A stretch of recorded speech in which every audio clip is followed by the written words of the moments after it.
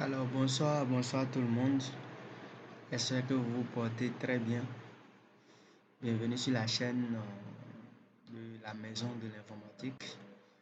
Aujourd'hui, nous allons parler d'une fonction très importante dans Excel. Il s'agit de la fonction recherche verticale.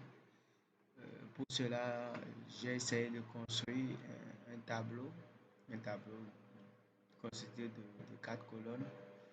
Dans la première, nous avons les références, les produits, le prix unitaire de chaque produit et encore la quantité disponible dans le stock en fait. D'accord. Ok, on continue.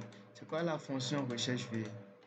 D'accord. Je vais dans une cellule et que j'écris d'abord la fonction recherche V. C'est ça qui est ici. Recherche V.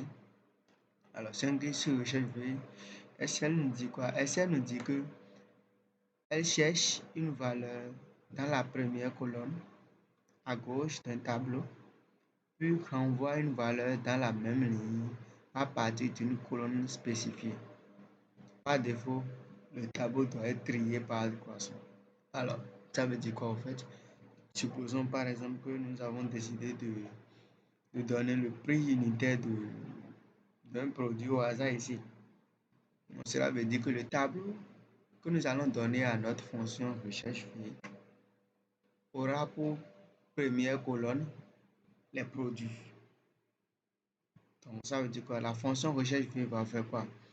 Elle viendra d'abord au niveau des produits, chercher le produit en question et suivre la ligne là directement pour aller dans la colonne prix unitaire et nous chercher le prix unitaire correspondant.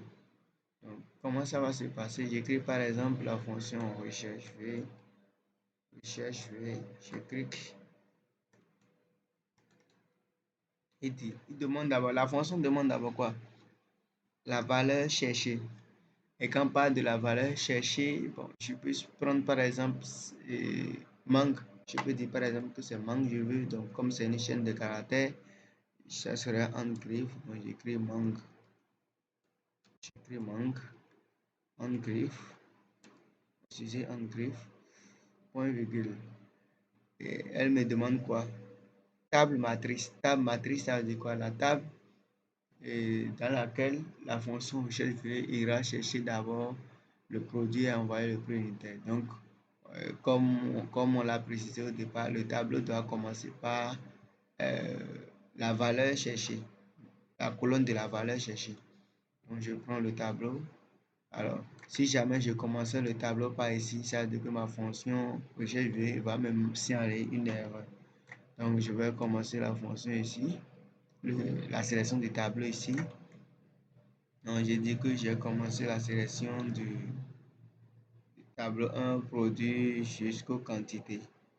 Donc, produit jusqu'aux quantités, ne vous inquiétez pas, c'est parce que c'est un tableau que ça écrit tableau 1, produit, quantité. Donc, si vous n'avez pas fait un tableau, ça ne va pas écrire ceci. Donc, si c'est les cellules seulement, ça va écrire normalement B2 à D7. D'accord. Donc, nous allons écrire point virgule. Point virgule. Il demande le numéro index colonne. Quand on dit numéro index colonne, ça veut dire de préciser. On va commencer par compter d'abord à partir de la première colonne et de préciser la colonne dans laquelle la fonction recherche ira chercher une valeur. Donc ici, quand la fonction recherche va démarrer, elle ira d'abord chercher mangue.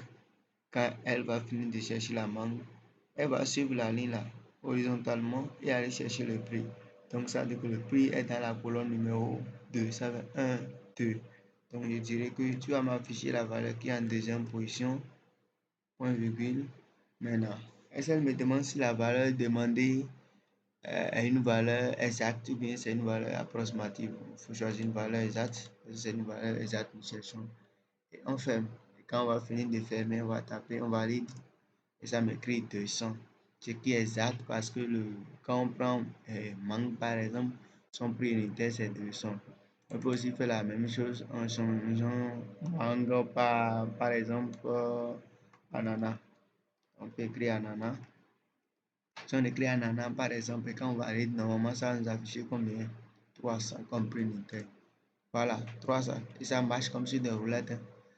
Alors, si par exemple, je veux demander la quantité de mangue, la quantité d'ananas, par exemple, restant dans le stock, je vais écrire recherche fait, ananas, tableau, tout ça là. Maintenant, tu vas m'afficher pas la valeur qui sera dans la deuxième colonne, mais cette fois-ci, la valeur qui sera dans la troisième colonne.